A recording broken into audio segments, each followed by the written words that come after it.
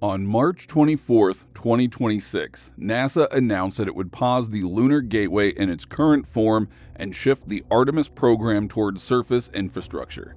That did not just change the sequence of missions, it changed which layer of the Artemis architecture now carries the burden of sustained lunar operations. This is not a cancellation, it is a reprioritization, and it changes how NASA plans to reach, operate on, and stay on the moon over time. For years, the Artemis architecture followed a clear top-level logic. A crew would launch from Earth, travel to an orbital station near the moon called Gateway, and then transfer to a lander for descent to the surface. Gateway was meant to be the orbit-centered layer of that architecture. That model has now changed. NASA has decided not to make the orbital hub the first priority. Instead, it is focusing on the systems that enable astronauts to work directly on the moon's surface. That means the center of the architecture is no longer primarily in lunar orbit. It is increasingly on the ground. And that matters because it changes what the program depends on.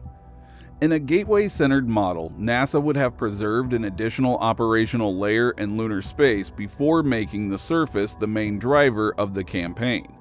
By pausing Gateway in its current form, NASA reduces the centrality of that orbital layer and shifts more of the program's weight onto the systems that must directly reach, support, and sustain the surface. So the real shift is not symbolic, it is architectural.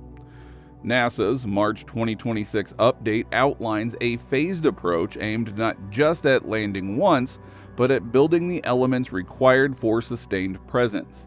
These are practical systems, not symbolic ones, and each becomes more important in a surface-first architecture.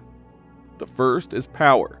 A long-term lunar presence depends on reliable energy, especially in the South Pole region, where surface operations are expected to matter most. Power does not just support science, it supports habitats, mobility systems, communications, and surface work over time. Surface duration depends on power. The second is mobility. A landing site is not the same thing as an operating area. Astronauts cannot do much if they remain confined to the immediate vicinity of where they touch down. NASA's Lunar Terrain Vehicle is meant to expand operational reach, allowing crews to move across the surface, transport equipment, and extend the value of each mission. In a surface-first model, operational reach depends on mobility. The third is surface delivery.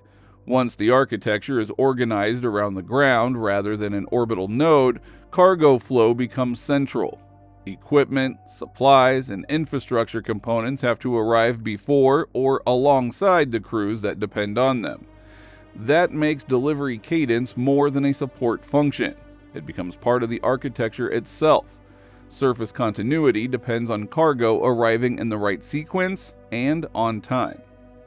The fourth is habitation. Sustained presence requires places to live and work, first in limited form and then in more capable ones. That means life support, radiation protection, and the ability to operate through harsh thermal conditions. Presence is not created by a landing alone.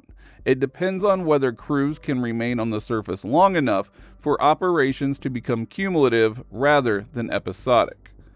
Together, those elements form the basis of a surface-centered architecture, and because NASA is approaching them in phases, each layer depends on the previous one working as expected. That brings us to how the mission sequence itself has changed. Artemis III, which was once expected to attempt a lunar landing, has been redefined. It is now scheduled for 2027 as a low Earth orbit rendezvous and docking demonstration.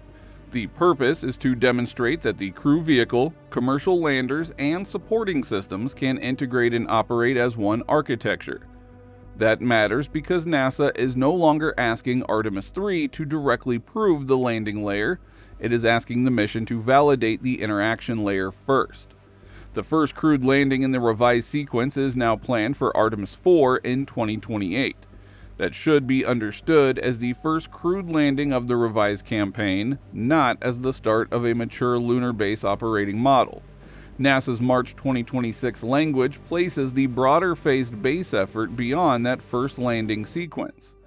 This revised sequencing shows the logic of the shift. First, prove that the transport and docking architecture can work together. Then, move to the surface. Then begin extending the systems required for more sustained operations. That sequencing also reveals something more specific about NASA's revised priorities. Under the earlier architecture, orbital buildup was supposed to create depth before surface cadence became the central test. Under the revised one, the burden shifts sooner. The campaign reaches the moon by proving direct integration and then asking the surface layer to carry more of the long-term operational weight. But that change also introduces a different concentration of dependency. Without Gateway acting as the central orbit-centered layer, more responsibility shifts directly to the surface access and surface support chain. That includes the landers, cargo systems, mobility systems, and the hardware that must arrive in the correct order for later missions to build on earlier ones. This should not be framed as doom, the point is narrower. The revised architecture now places more weight on fewer delivery layers. If those layers perform well, the program can move faster toward sustained operations.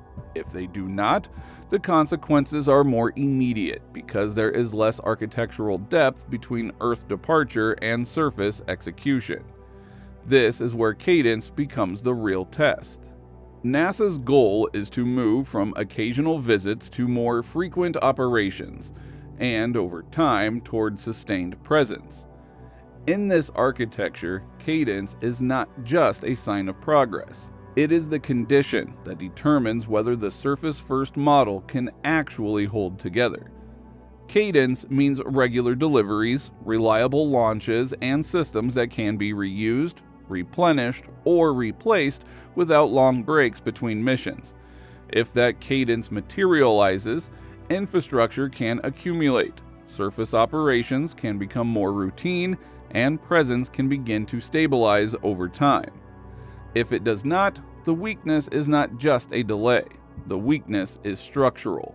A surface-first architecture with insufficient cadence has less margin for interruption because more of the program's success now sits in the delivery chain itself. Missions depend on tighter sequencing, gaps open more easily, and each gap puts more pressure on the next layer in line. That is the trade-off NASA is making. It is simplifying the top-level architecture by reducing the role of an orbit-centered hub, but in doing so, it is making surface execution more decisive than before. If you look closely, this is also a shift in how NASA distributes responsibility across the program. Commercial systems were already part of Artemis. What has changed is the amount of program weight now placed on commercially delivered surface access, cargo flow, and operational cadence. NASA manages the overall architecture. Commercial providers supply specific capabilities.